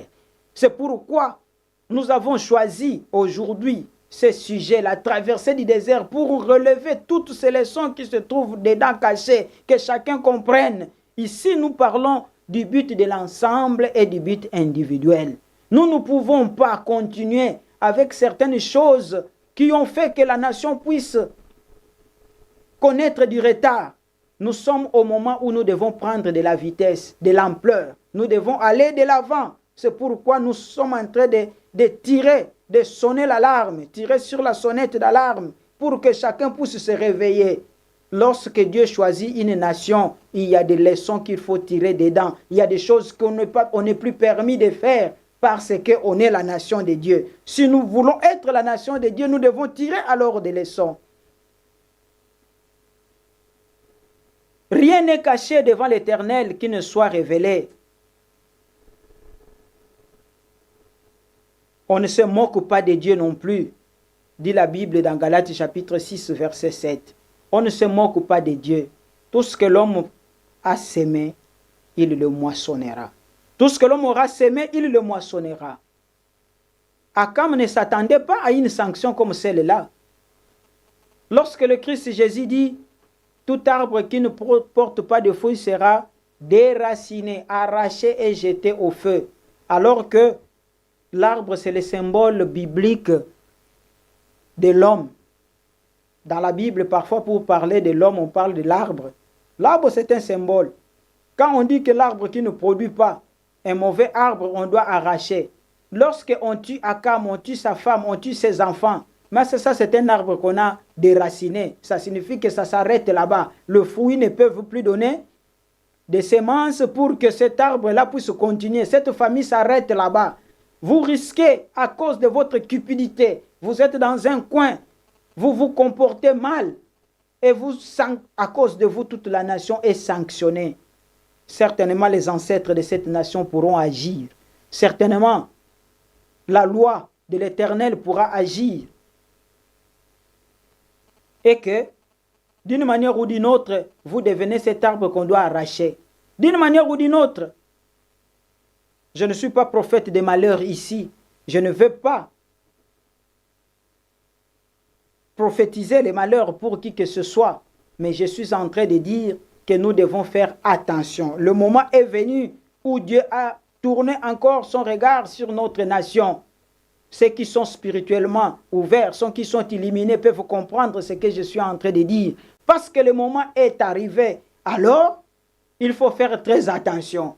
Vous pouvez vous retrouver dans la position de représenter la nation alors que vous-même, vous ne savez pas. Vous posez un acte pensant que c'est ma vie alors que vous êtes en train de nous représenter, nous tous. C'est pourquoi nous devons être prudents, mener une bonne vie. Voilà ce que nous voulons dire. Et qu'est-ce qu'il y a encore comme leçon dans toutes ces choses? À cause des échecs répétés, la providence de Dieu ne fait que se prolonger. La nation que Dieu voulait établir, réalisée avec Abraham, à cause de l'échec d'Abraham, il y a eu prolongation. Et la prolongation a fait que finalement, on est allé en Égypte. Et on quitte l'Égypte difficilement, on se retrouve en Canaan. La nation de Dieu ne s'établit toujours pas parce que l'homme continue à échouer. Nous avons vu avec Abraham les échecs répétés, l'échec à l'offrande symbolique. La nation ne pouvait pas commencer à ce moment-là. Nous avons fait un pas de plus. On retrouve Joseph. Joseph mélange les lignages. Le lignage de Dieu avec le lignage païen en se mariant avec une Égyptienne. Asnath, nous avons dit, il y a eu prolongation. Moïse est venu. Moïse trahit. Plus la perte de foi parce qu'à la fin de sa vie, Moïse a frappé les rochers 2 fois, alors que Dieu lui avait dit qu'il faut frapper les rochers une seule fois. D'abord trahi, à plusieurs reprises trahi par les siens, et finalement quand il s'est retrouvé dans le problème de foi lui-même, il n'a pas observé ce que Dieu lui avait dit, demandé, il frappe le rocher 2 fois, Dieu dit, même toi tu n'entres pas. Josué arrive, Dieu lui dit, tue tout le monde. Il laisse, il épargne. Au lieu de prendre la responsabilité, il n'a pas pris. Finalement, le peuple commence à se mélanger avec les païens. Et finalement, l'idolâtrie commence à entrer en Israël. Finalement, quand Dieu regarde le peuple, il ne retrouve pas que c'est ça, c'est mon peuple, parce que c'est mélangé. Conséquence, la nation que Dieu voulait établir, cette nation ne peut pas être établie à ce moment. Pour que nous ayons la nation de Dieu, nous avons déjà dit, il faut que nous ayons un souverain centré sur Dieu, un peuple centré sur Dieu et un territoire centré sur Dieu. Voilà que Israël se retrouve avec le territoire parce qu'ils ont gagné Canaan. Israël se retrouve avec le peuple, mais Israël n'a pas de souverain. Et la période des juges, c'est cette période où on devrait établir la nation, mais prolongation de 400 ans encore. Et au bout de 400 ans, qu'est-ce qui va arriver? Voilà un premier roi qui apparaît en Israël. C'est le roi Saoul. Et Saoul, quand il est arrivé, il devait observer la parole de Dieu, le commandement de Dieu, désobéissance de Saoul. Vous allez constater que les 3 rois ici, Saoul, David et Salomon, ont régné chacun 40 ans. Mais pourquoi ce règne de 40 ans qui se répétait? Le problème, nous retournons. J'ai dit, Joseph a fait 40 ans seul, presque 40 ans en Égypte, pour diminuer la sanction, la punition du peuple de 400 ans. Lorsqu'il a échoué, on est retourné à 400 ans. Moïse a fait 40 ans dans le palais de Pharaon. Il a hérité de toute la souffrance. On l'a trahi. Il est allé encore faire 40 ans dans le désert de Madian. Il revient, on le trahit dans le désert. Et il s'éteint dans le désert. Ainsi, nous sommes entrés en Canaan quand même. Malgré ça, mais à cause de l'échec, Josué qui n'a pas réussi à observer la parole de Dieu, la période des juges était encore nécessaire. Lorsque les juges font 400 ans, au bout de 400 ans, le royaume commence. Parce que la période des juges, ces 400 ans, c'était comme la restauration de 400 ans de souffrance. Le royaume commence avec Saoul. 40 ans. Et dans 40 ans, Saoul devait concrétiser des choses, parmi lesquelles la construction du temple. Malheureusement, il n'a pas compris et il a déplu. Il a déçu l'Éternel. Quand nous parcourons 1 Samuel 15, verset 11, Dieu regrette même. Je me repens d'avoir fait Saoul roi. Dieu se repent parce que Saoul encore a déçu l'Éternel. David a pris 40 ans encore. Il a compris un peu. Il dit à Dieu, je vais construire une maison pour toi. Dieu dit, David, pas toi, mais c'est ton fils qui pourra le faire. Salomon est venu. On a plébiscité Salomon comme le plus sage de l'histoire. Mais lorsque vous parcourez les passages que nous avons mis là-bas, 1 Roi 11, 1 à 11, mais nous retrouvons la bêtise de Salomon. Et on dit, Salomon devenant de plus en plus vieux, son cœur s'est détourné de l'Éternel. Et il a bâti des temples, des maisons, dans lesquelles il a logé des femmes qui sont venues d'autres peuples. Alors que Dieu lui avait dit, Salomon, ne prends pas femme chez ces peuples-là, ne prends pas de femmes là-bas. Il a pris les filles de d'autres peuples, il les a amenées. Et ces filles ont exigé des lieux de culte. Et Salomon a construit des maisons pour que ces filles-là aillent adorer dedans. Et plus grave encore, il va introduire même dans les temples de Dieu certaines autres femmes avec leurs idoles. Et le temple est envahi.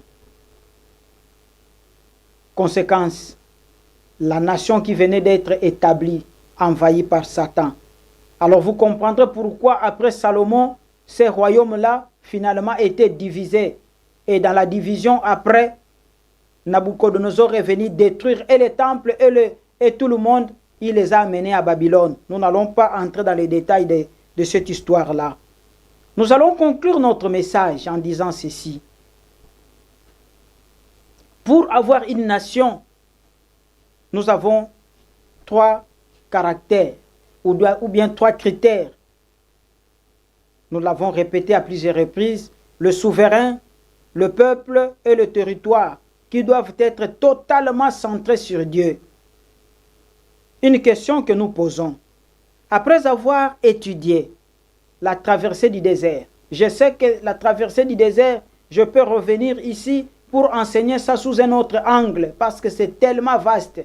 Nous ne sommes pas entrés dans le détail des épisodes tels que Moïse sur la montagne de Sinaï, le tabernacle, signification du tabernacle, tout ça, pourquoi il devait frapper le rocher une fois seulement et non pas 2 fois, la manne signifie quoi, la caille. Il y a beaucoup de choses à dire dans la traversée du désert, mais aujourd'hui nous avons orienté notre partage sous un autre angle. La question que nous nous posons, est-ce que la République démocratique du Congo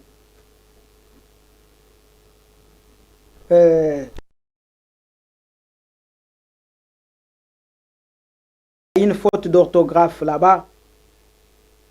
On devrait écrire la République démocratique du Congo peut-elle devenir la nation des dieux? Mais en saisissant, on a écrit le RD Congo. La RD Congo peut-elle devenir la nation des dieux? Voilà la question que nous nous posons. Nous répondons oui. La RD Congo peut devenir la nation des dieux.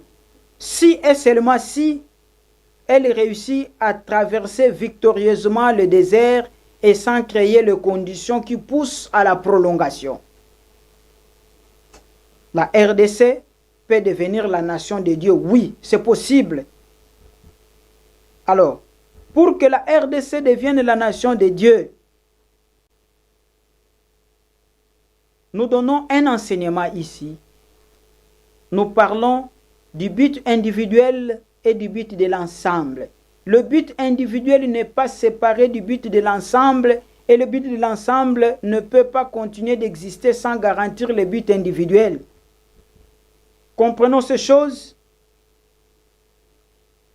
Ça fait partie des principes de Dieu. Vous voyez le but de l'ensemble, vous voyez le but individuel. Il y a une relation de donner et recevoir qui doit s'établir entre le but de l'ensemble et le but individuel. Alors, si nous respectons ça, nous allons poser une base qui permettra à Dieu d'asseoir son règne dans cette nation ici. C'est l'un des secrets que je suis en train de livrer à la nation. Partout où vous êtes, dans la famille, existe le but individuel et le but de l'ensemble.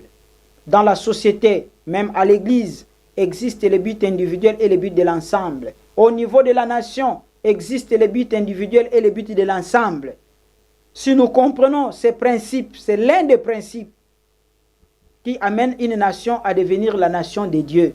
Si nous savons respecter cela, et deuxièmement, nous savons respecter chacun sa position, nous allons faire de cette nation la nation de Dieu. Le temps est arrivé, comme je disais tantôt, tout porte à croire que c'est maintenant. Sur le plan spirituel, il y a tous les signes, tous les signaux qui montrent que le temps est arrivé pour que cette nation devienne la nation de Dieu. C'est pourquoi j'invite mes frères, mes confrères pasteurs, le prêtre, les aînés, ceux de la même génération que moi, et même les cadets qui viennent après. Ce moment ici, c'est le moment de conscientiser le peuple, de reconnaître que lorsque vous êtes un peuple et que Dieu a jeté son dévolu sur vous, vous avez une responsabilité. Ne croisons pas les bras pour dire que non, le temps est arrivé, c'est maintenant nous. Il faut la responsabilité. Que chacun essaye de comprendre en ce qui me concerne, qu'est-ce que je dois faire. D'un côté, de l'autre côté, comment je dois le faire. Je suis pasteur, quelle est ma responsabilité vis-à-vis du développement de la nation? Je suis ceci, je ne vais pas citer les autres fonctions. Je suis ceci, quelle est ma responsabilité vis-à-vis de la nation? Par rapport à ce que je fais, le but d'ensemble est où? Le but individuel est où? Il faudrait que chacun de nous comprenne cela. Quelle est la position que j'occupe? Que chacun dans sa prière pose la question à Dieu. Je représente quoi? Celui-là qui a dit à Moïse, qui t'a établi juge parmi nous, ne savait pas qu'il était en train de trahir sa nation. Il ne le savait pas. Akam, lorsqu'il a pris les trésors, il a caché, il ne savait pas qu'il était en train de trahir sa nation. C'est pourquoi le moment est venu pour que nous soyons plus honnêtes que nous ne l'avons jamais été jusqu'à présent. Et plus unis comme une nation. La division aussi a mené beaucoup de désordre, beaucoup de difficultés dans la traversée du désert. Pour des heures de prédication, je ne pouvais pas entrer dans tous ces détails-là. Alors, nous posons la dernière question. Par quelle voie? Ce n'est pas par laquelle voie, ça on aura aussi à corriger. Par quelle voie la République démocratique du Congo traversera-t-elle le désert? Par quelle voie la République démocratique du Congo traversera-t-elle le désert? Voilà, à gauche, nous représentons la République démocratique du Congo avec cette interrogation. Par quelle voie elle va traverser? Nous voyons 3 chemins pour que le Congo arrive en Canaan. La première voie, c'est la première possibilité qu'on nous a donnée, qu'on a donnée aux enfants d'Israël. Cette possibilité était que on puisse établir la nation de Dieu en Égypte. Et cette possibilité ne nécessitait pas un déplacement, mais seulement un comportement responsable. Tout en étant en Égypte, avec Moïse comme souverain, on gagne le territoire satanique, on transforme cela, centré sur l'infrastructure qui se trouvait déjà là-bas, on établit la nation des dieux. Ça, c'est le chemin le plus court, mais c'est le chemin le plus responsable. Lorsque vous ne pouvez pas faire cela, si vous trahissez, comme on a trahi Moïse, alors vous êtes obligé de quitter physiquement pour aller en Canaan. Et là, deux chemins se présentent. Le second, quitter l'Égypte, ça c'est la deuxième voie. Directement aller en Canaan, c'est le chemin des Philistins que nous avons décrit en Exode chapitre 13, verset 17. Le chemin le plus court, mais le chemin le plus court qui présente aussi des dangers. Nous avons vu ça. Lorsqu'on, à cause de cette faiblesse, et finalement Dieu a peur de nous faire traverser le chemin le plus court, alors le chemin le plus long va s'imposer. Le chemin le plus long, c'est le numéro 3, qui passe par les déserts avant d'entrer en Canaan. Et c'est là où nous parlons de la traversée du désert. Donc, qu'est-ce que nous concluons? Si le peuple a traversé le désert, ce n'est pas parce que Dieu avait voulu, c'était à cause de l'échec du peuple. Et le désert, c'est le chemin le plus long. C'est là où il y a beaucoup d'épreuves, il y a beaucoup de difficultés. Alors, que chacun de nous, en tant que peuple, puisse se poser la question, là où nous sommes au niveau de quel chemin? Le premier, le second ou le troisième? Mais si nous regardons l'histoire de notre nation, nous allons nous rendre compte que, effectivement, nous nous retrouvons, en tout cas, avec un peu de réserve, nous nous retrouvons en train de suivre la troisième voie. C'est le chemin le plus long que nous sommes en train de traverser. Nous sommes en train de suivre la troisième voie pour d'autres raisons que nous allons évoquer plus tard. Peut-être dans des émissions, peut-être dans la prédication, parce que dans la prédication, ce n'est pas le moment de tout associer. Nous sommes en train de traverser la troisième voie en tant que peuple. Si nous traversons la troisième voie, c'est la dernière cartouche, alors nous devons être unis entre nous en tant que peuple, unis aussi à Moïse, parce que le manque d'unité entre Moïse et le peuple a amené beaucoup de problèmes. Le manque d'unité entre le peuple a amené aussi des problèmes. Donc nous sommes au moment où, comme jamais auparavant, mes frères et sœurs congolais, nous devons être unis entre nous, parce que l'unité sauve les hommes, l'unité sauve les nations. C'est avec l'unité qu'on réussit à attirer l'Esprit de Dieu, à rester ensemble avec l'unité. Mais la loi de l'unité veut dire que le centre de l'unité doit être Dieu. Si le centre de l'unité n'est pas Dieu, cette unité-là ne produira pas les effets que nous attendons.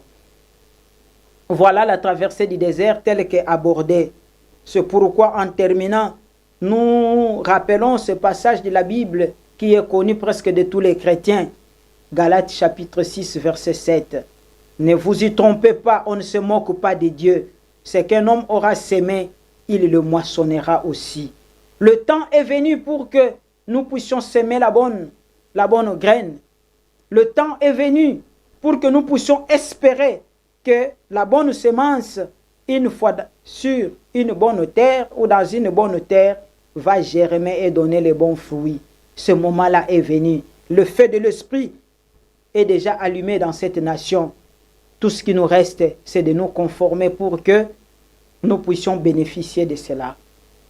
Lorsque vous prenez le message d'aujourd'hui, la traversée du désert, vous couplez ça avec le message que nous avons donné le 24 décembre, le christianisme est la fille unique de Dieu. Vous allez comprendre que le temps véritablement est venu où nous devons même laisser le désert entrer en Canaan. Que ceux qui sont ouverts puissent comprendre et puissent suivre. Et ceux qui ne sont pas ouverts, qui ne comprennent pas, puissent se poser des questions et beaucoup prier.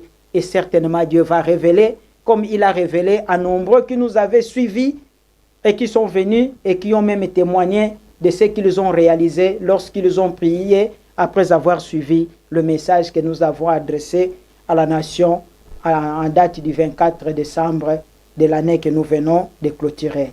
Voilà l'essentiel du message que nous avons préparé pour vous en ces jours. Et avec cela, nous vous présentons nos vœux le meilleur pour cette année 2024, que ce soit véritablement une année de restauration pour la nation congolaise et que l'homme congolais puisse récupérer sa dignité, puisse récupérer sa place et tout ce qu'il a perdu faute des échecs du passé. Merci beaucoup.